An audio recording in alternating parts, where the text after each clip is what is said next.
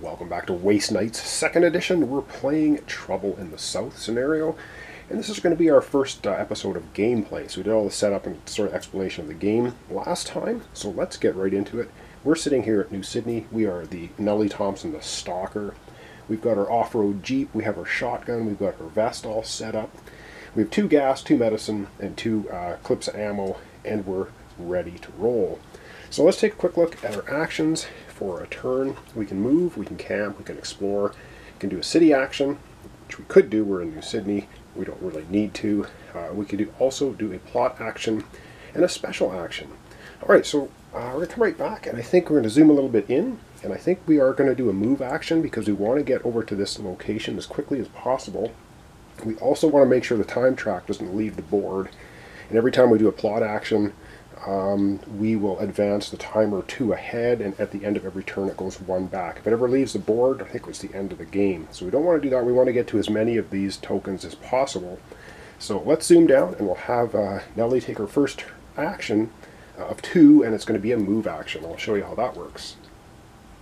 Alright, so we're going to take a move action, and how this works is roads cost 0 to move along, mountains cost 2, and scrub areas cost 2 for movement. Now remember, our Jeep that we were using, we'll just kind of look at this quickly, has a movement 4. So it looks, if we go on the road, we can easily get to our first location. We have 2 gas tanks in here, which I just removed, so we could quickly look at the card.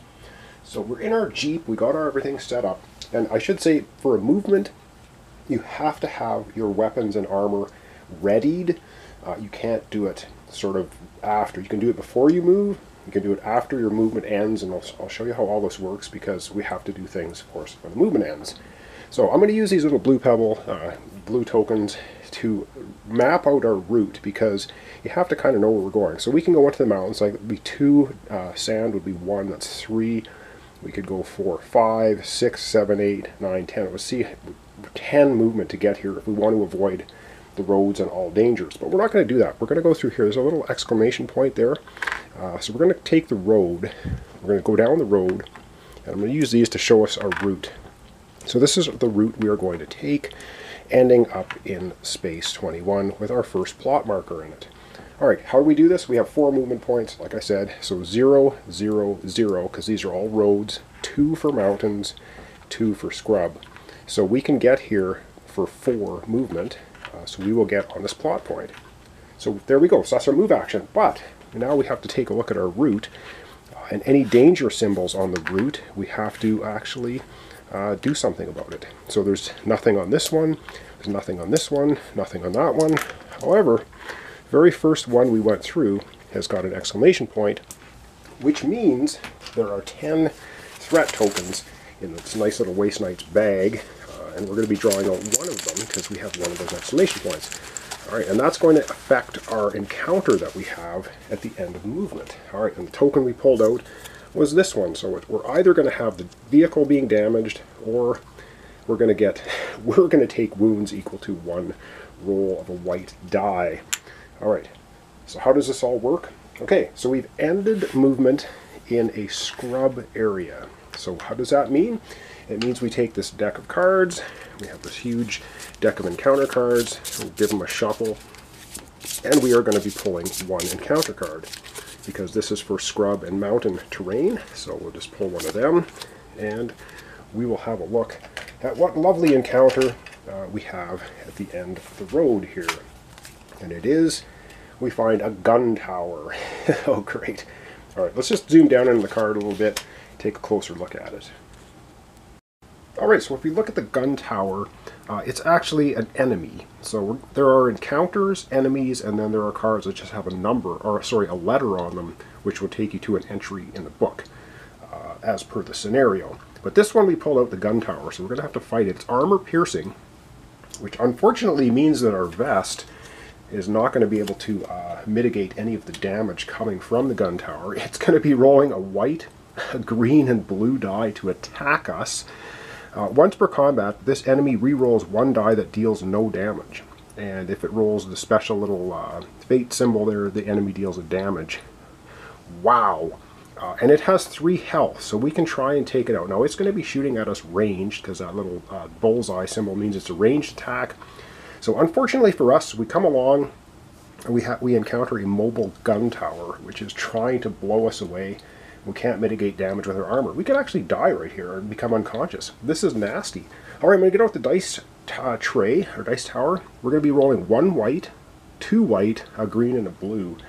So for this, we're going to be rolling 2 white, 1 green, 1 blue, and our shotgun, if we take a quick look at that, we're going to be rolling a white and a green, and our gun's ability allows us to roll white and green. So we're going to be rolling, for our character, we're going to be rolling 2 white dice, 2 green dice, shooting back at it. Alright, let's get out the dice tray and see what kind of carnage ensues. Oh boy, this may not end well for us. So the white die have a 2, a 1, and 1, 3 blank sides. The green die has a 2 and 3 ones and a special symbol and a 1 blank side. And the blue does all kinds of nasty things. I have to look that symbol up if we get it. I can't exactly remember what that is. I think we lose a gear card. We just lose one. So that is nasty. Alright, the gun tower. Let's hope we don't get too bad. And of course, they get to re-roll 1 die that shows a blank. So, and none of them show a blank. Holy mackerel. Okay, and we can't do anything with our vest because it's armor piercing.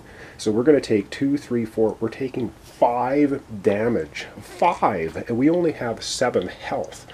That is absolutely freaking nasty. Alright, remember that. And then we get to retaliate. So ranged attacks happen simultaneously. So we're trying to blow it away with our shotgun.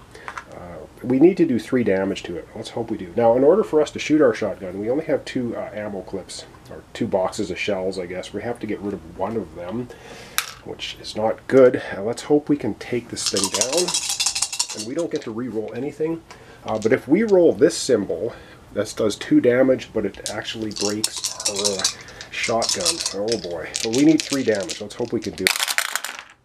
And we get just 3 damage. It has 3 health. Boom. We have destroyed the tower at a great cost to us. Wow. That was absolutely nasty. Alright, we're going to go over to our player character area. And it says, so the rewards here, the enemy, so we actually destroyed the tower, and we're going to go get 2, we get 2 ammo clips for it. Wow, this extra die did not help us. So this is how the threat tokens work. Kind of cool. I like that system. Makes things sort of variable. This, of course, will go in a discard pile. We're going to collect our 2 ammo. We're going to take our lumps for all the damage we took. Holy heck. Alright, let's go over to the player character area and set that up. Alright, ooh boy do we need to take our lumps. Well, let's take our reward first. We didn't get knocked out. We get 2 ammunition, so we get a couple of those. So now we're up to 3. Our shotgun we did not roll that symbol. Our shotgun did not get damaged, but we couldn't use our vest to block 2 damage just because it had armor piercing. So there we go. Alright, what else are we going to do? We took this many hits, which is 2, 3, 4. We took 5 damage, which is just absolutely brutal. And I grabbed the wrong token. There's 3s and 2s. So we're going to put the damage on our character. And the damage comes in 2 flavors. It comes in regular damage, which is just red. And then these ones have the other side. This is contamination damage and regular damage. So we just got regular damage from the gun tower. It absolutely blasted us. So we only have 7 health total. And now we have 5 damage. 2 more. If we take 2 more damage, we're going to get an unconscious card, which will then turn into an injury, and it slows us down time-wise. And I don't think we even got any experience for that gun tower, unless I was not looking at that correctly. I don't think we did. No, we just ended up getting 2 ammo from it. So we got bushwhacked by a mobile gun tower. Damn. All right, well that was our first of 2 actions for this round. Let's go back now to the space and decide what we want to do for our second action. I mean, we could camp and heal, or we could do the plot action. Let's go back and decide what we want to do. Alright, that was a very perilous journey we made from New Sydney down to this location down here, scrub area. I think we're going to go ahead and we're going to resolve plot action number 1. Now when we do this, we get to move the timer up 2 on the track. So let's go ahead and do that before I forget. And we're going to put this on our character player card. And we're supposed to be collecting as many of them as we can until the end of the game. So we're going to collect the first one. Let's move the timer up 2, and then we're going to be taking a look at the scenario, what we do for when we find plot marker number 1. Alright, so the timing mechanism in this game, of course, if this always moves to the left 1 at the end of the turn. Of course, your turn is 2 actions. So if this ever is on 1 and it moves off the track, then there's an end scenario that happens. But it starts at 2. We get 2 for doing the plot, 1, 2. So we're moving the timer up to 4. So give us more time to do things. So we basically have 1, 2, 3 more turns until we do another plot action. And these tokens, this one can leave the board, this one cannot. But if we get to 10, it doesn't go to 11, 12. I think it just bounces at 10, and that's it for timer. But it's a good mechanism, I guess, to time the game so you don't dilly-dally too much. Anyway, we're currently sitting at 4.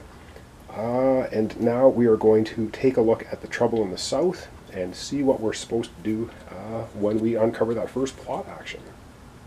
Alright, not sure if this is focusing exactly, but it should be. So with plot token number 1, we see 15. So we're going to go to that jumbo book of Choose Your Own Adventure Tale style writing, and we're going to look at entry 15. Alright, so we've reached this location. We're doing the plot one now, which is number 15 in the book. It says, you reach Malburn, a place ruled by ruthless female gangs, with hardly any petrol left in your tank. This is the westernmost outpost, which the cartel can still consider friendly. However, the situation might change this very day. You can see smoke and hear gunshots coming from afar. The ruined city is besieged by mutants. Its dwellers are fiercely fighting for every building and square. Search the highway, desert, wasteland deck for the Malburn beauties, which I've already gotten out, and the mountain scrub wasteland for Alice's outcast enemy card, and place them next to the board. Then we have to make a decision as to what we want to do. So let's take a look at those cards first. I'll show you them here quickly. So we have the lovely Malburn Beauties card. So this is them. They are fighting currently with Alice's outcasts. And we'll get into these details if we need to. But so right now there's a big war going on between Malburn Beauties and Alice's outcasts. But we do, like I said, need to make a decision. And our decision is as such. We can side with the beauties to help them defend the city from the horde. Remember, we have 5 damage of 7 health. We are not in great shape. We can side with the mutants and attack the local gangs if we want. Or you're just a scout. You watch the battle and report later, which we might have to do. And there's a special option if you're the slasher, but we're not. We are the stalker. So our options are side with the beauties, side with the mutants, stand back, and watch. I think we are going to stand back and watch because, like I said, we already have 5 damage of 7 health, and we don't want to end our playthrough this quickly by just getting annihilated in this fight. So we're going to be a scout. We're going to report on the battle later, and that takes us to page 128 in the book. So take a look at that next. Alright, so we have a big dust-up going on. We're standing back because we're very damaged, and we're going to be watching what's going on. So it says, you know what your superiors expect from you, and avoid any unnecessary combat in the suburbs of Malburn. There are just clashes of small bands of warriors. It seems local gangs handle the defense of their turf pretty well. Taking advantage of the omnipresent chaos, you loot the closest buildings. You know that it's too early to expect any decisive outcome. So we can gain 1 chosen resource and discard both wasteland cards placed next to the board. So basically we stood back, we watched the fray. There's no definitive answer between the mutants taking over or the Malburn Beauties winning. But we did manage to loot something in the meantime. So we get to loot a resource. So we can get fuel, we can get a medicine, or we can get ammunition. Alright, I think we're going to loot some fuel. Because I'm pretty sure we've got 3 tanks on our truck. So we're going to grab some more fuel for this, and then we discard these cards from the game. So that's it. That was our 2 actions. So we did a move action, and we did a plot action. So we're going to now have to go to the board and move the timer to the left 1, and we're going to add our gas to our truck. Alright, so at the end of every turn, every round, I guess, which consists of 2 turns for our night, we move the timer to the left 1. So it's moved to 3. We're still not in danger of it falling off the track. So the game will continue, and we are going to loot, like I said, 1 fuel. Let's go put that on our truck. Alright, so we grabbed another fuel. We looted while the fighting was going on. Now we have 3 spots for fuel gas cans. We have 3 gas cans. That can give us a total of up to 6 extra movement if we need it. And you can spend any number of gas cans on your turn, on your movement turn. You don't have to. You can't. I mean, if I have 3, I can get that 6 extra movement. You lose any movement you don't use as well at the end of your movement if you don't use it all. Like if I had 6 extra movement and I only used 5, well, you lose the 1. You don't store it. Alright, that was a full turn. I'm going to check the time on my camera and see if we can go for another turn, or maybe that will be it for today. I don't know. We'll come back here in a second and I'll find out. Alright, and I think that's going to be it for today. Like I said, I'm trying to get these episodes out as quickly as I can. And by doing that, if I film basically 1 full turn an episode, there's lots of reading to do, there's lots of decisions to be made, there's lots of stuff going on. If I try to do 2 turns, of course, it's harder for me to catch errors as well. I'm trying my best not to do any errors. The game's not super complicated, but I could be missing some things. I hope I'm not. So anyway, thanks so much for watching along. Thanks for comments, subscriptions, likes. This is Waste Knight, 2nd edition. We're playing Trouble in the South. We still have 5 extra markers out here, plot markers to get to. We're a long way from this one, so we may have to spend some of that fuel we just picked up. We have 5 damage of 7 health, which is not good. We may have to look at doing a camp action first next time. And the timer is sitting at 3, so we basically have a couple of turns that we can explore, or we can do camp actions before we need to get to Alice Off Springs. So anyway, thanks so much, and we'll see you in the next episode.